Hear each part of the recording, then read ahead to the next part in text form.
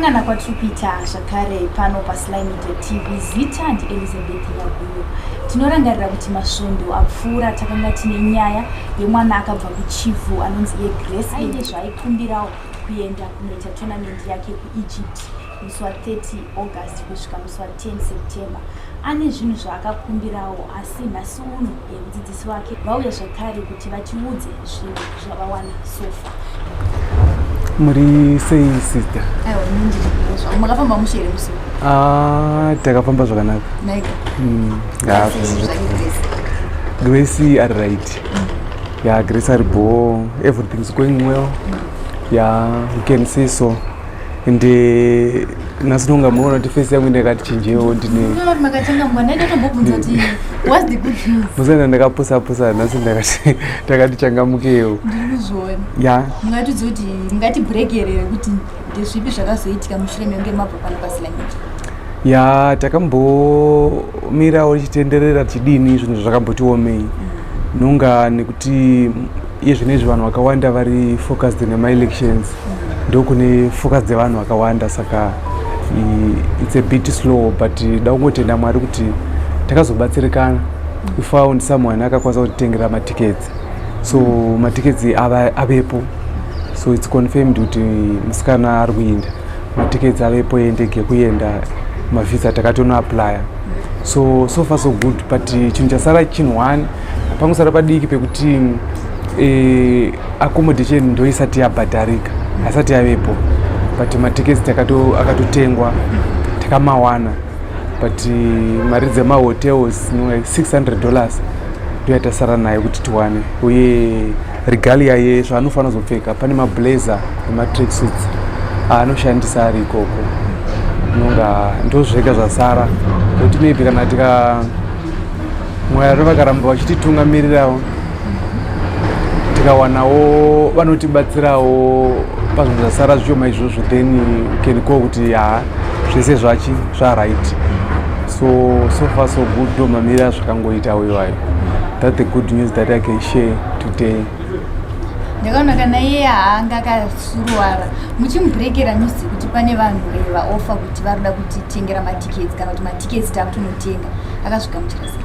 Aiwa akafara because you know kuti patata mutombo lose hope kana training yanga asingachatoiti toti ndautombozorora ndozozvionawo but then mwana akafara ediko zvinezvi she's working very hard arushanda neusiku shanda chaiko kuti agone kudzoka mufoma agara ari mufoma so that paanoendawoko atry kuitawo give ye all saka we want to thank vanhu vese vanotibatsira nevanhu vese muZimbabwe and even outside the country.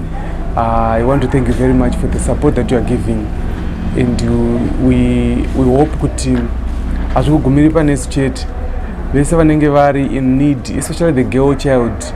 Zvinhu zvakangooma musociety tine vana vanenge vachitadza kusvika pavanosvika nekuti vanenge vasina. Munozvo zvakangooma zvekuti pane mumwe munhu izvi zvimupenyu kuti anotozvirealize kuti nini dai ndakawana someone akandibatsira dai ndiri palevel iri kana dai ndakadai.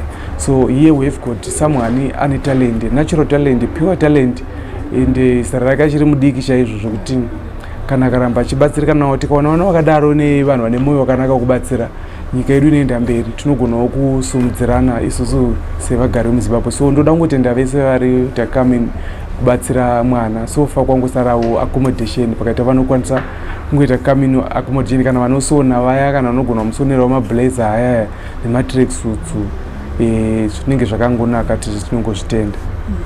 Vanosona izvozvo vangadai vachitoona mungazive here kuti attire yacho yaari kuda ingava ine jira ripi kana kuti macolors? Ya pane mablazer ndegreen magreen blazers anenge ane logo yeZimbabwe chess kuleft kana pane mapromoters vanozoisawo kuright then ma-t-shirts anoshandisa ma-t-shirts white anenge ane logo futi. Matracksuits ari pane design yawane green negold yenational team ya green and gold. Pane design iripo kana pane vanenge vachizofila kubatsira then tinozongovatumira design yacho yakagadzirwa ine chifanira kupfekwa. Mavisas pamakamboya muchitaura pai takanzwa muchiti ini muchazoenda futi, saka tichizoti mabva matenga matiketsi evanhu 2 here kana kuti mari yakwana inogwa? Ya matiketsi tatenga evanhu 2 rangu neremwana, so ndandoapply futi mavisa sevanhu 2, so ndo mamirira zvakaita.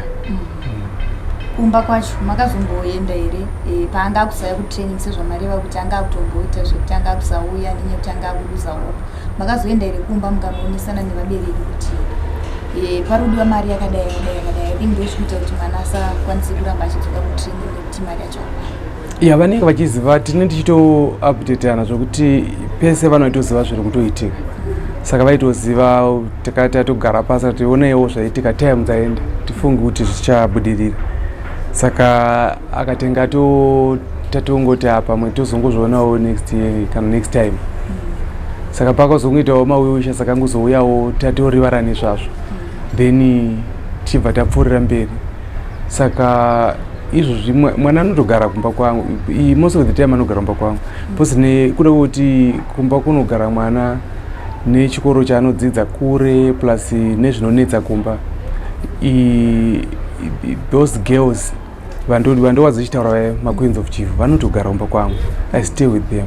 Saka apa angatomboendaki kunoona mai vake, saka akatozodzoka vatokumba vari kutoshanda, they are working.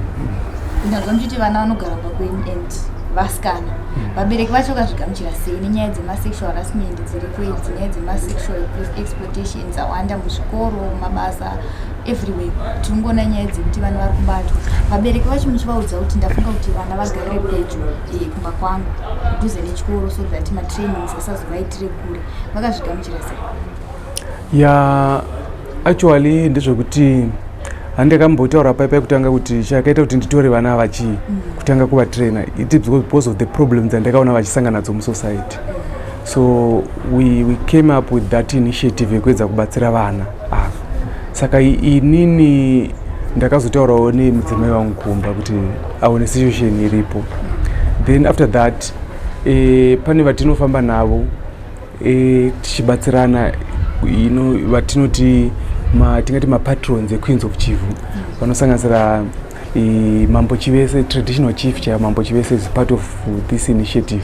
Tingati vanotibatsirana maideas zvekuti pandinofamba nguva zhinji tinge chitori navo, zvekuti pandatoya kuno kuzoapply mavisas, if I had known kuti ndandichitopfuura nekuno pamaidai vatondiperekedzawo vataurawo maremarks avo kuvana veZimbabwe kuti vari kufarawo zvakadii. Then kozoitawo tine madzimai ekuwomen affairs vatinawo vanotibatsira kuti vaone nezvemagirl child, so those people vanenge vari around us vachitibatsira kuti vana ava titoda kuti vakure vari vasikana vakanaka musociety. That's why I decided to take them in, saka vanotogara kumba kwedu, kumba kwangu chaicho ndindotoona kuti vajike vaita sei, because kumba kuti titese vabereki vacho kunenge kusina, vanosingazvikwanisa, zvekuti unotoona kuti handakambotsanangura pai kuti problem inotoitika kusai ndekuti vana vari kupedzisa vaitiswa nomba nekuda kwokuti kune kusina. Saka nyaya yekuti mwana akaramba achitambudzika akatengerwa chikeni nevapfana vana vachifudza momba, izvozvo zvinogona kuita kuti mwana apuwe nhombo kana kuti oita school drop out, otadza kuenda kuchikoro because of that. Vamwe vanenge vasina mafuta ekuzora chaivo, vanotengerwa tomafuta nevapfana, ndo zviri kutoitika kumaraini kumucha.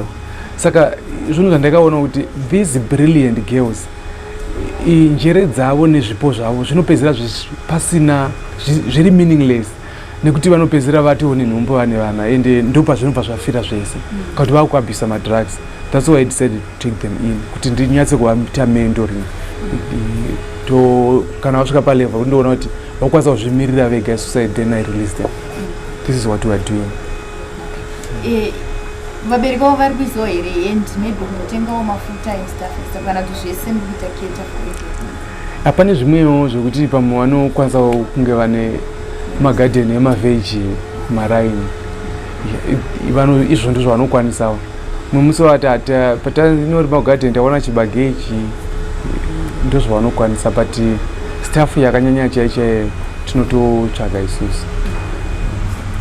Matora imimi vana vechesi vanodzidzisa chesi, ko vamwe vari kuzowana dzidziso yacho kupi?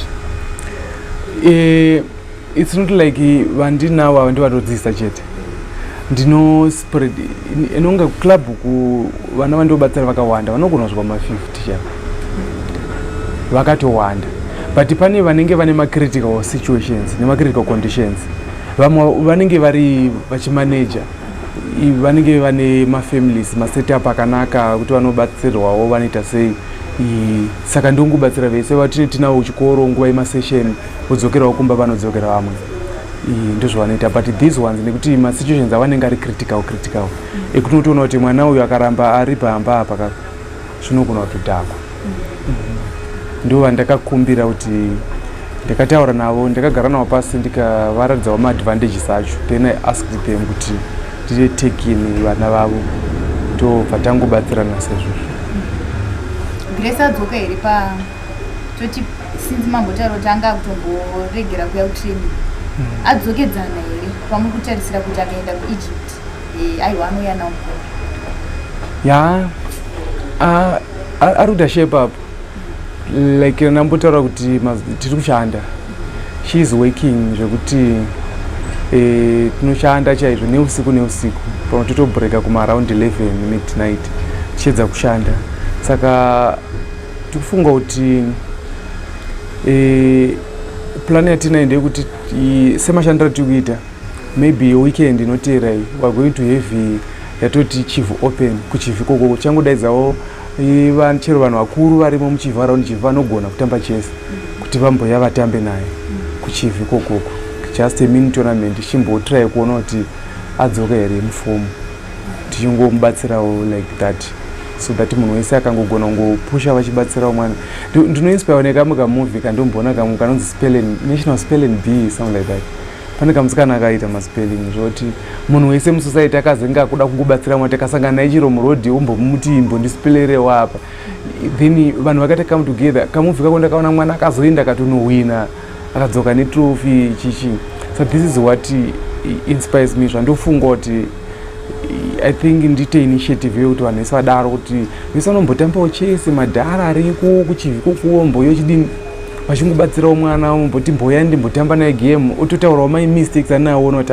ndikuona kuti ane mistakes paarea iyi apa aidai so ende magames anenge atamba anotibatsira kuti tinomama analyzer after the game then take game raatamba tori analyzer stage by stage tinoti apa dai wadai anaitodzidza zvakawanda saka ndo initiative yatinayo so I think kuti zvinotibatsira ende pari kuenda kuEgypt isusu semacoaches we always look forward for kuti player kwedini iwin.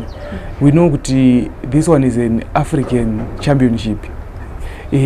Hakuna munhu ari kuenda kuEgypt asingagoni, nyika ingotomiri munhu kunotouya shasha dzacho dzeAfrica yose, marudzi wose emuAfrica, saka it is not going to be easy, but we hope kuti pane zvatinonobuda nazvo.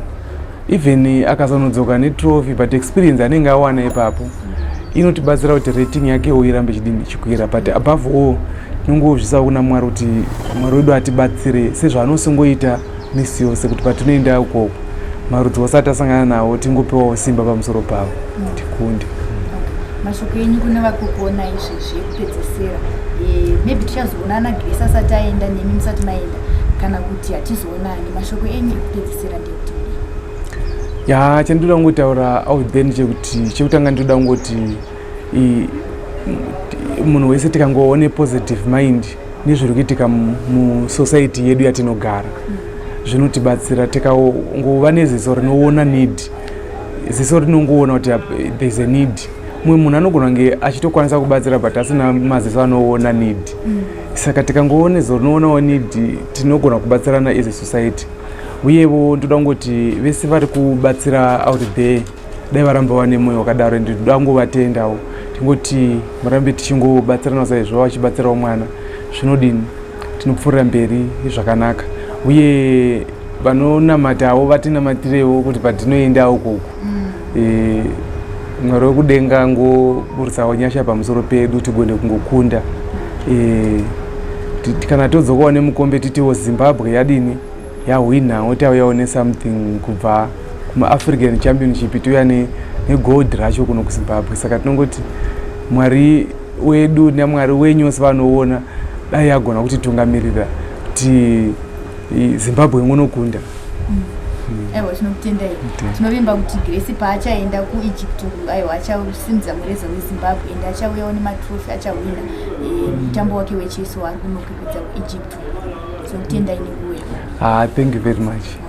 mazvinzwira mhuri yeZimbabwe ndanga ndichitaura nemudzidzisi waGrace vadembura vakauya last time vachitsanangura kuti Grace ada kuenda kuEgypt musi wa 31 August achidzoka musi wa 10 September. Ane zvikwanisiro zvaari kudawo iko zvinovati ivo tinokutendai kubva pano patikabva paSly Media mawewishers akakwanisa kuvabata vakakwanisawo kuwana matiketi avo endege mavisas avepo asi pasara maataya mablazer neaccommodation ndozvasara kuti zvibhadhare kwasara mazuva mashoma ekuti mwana ave achienda kuEgypt kuchess tournament yake.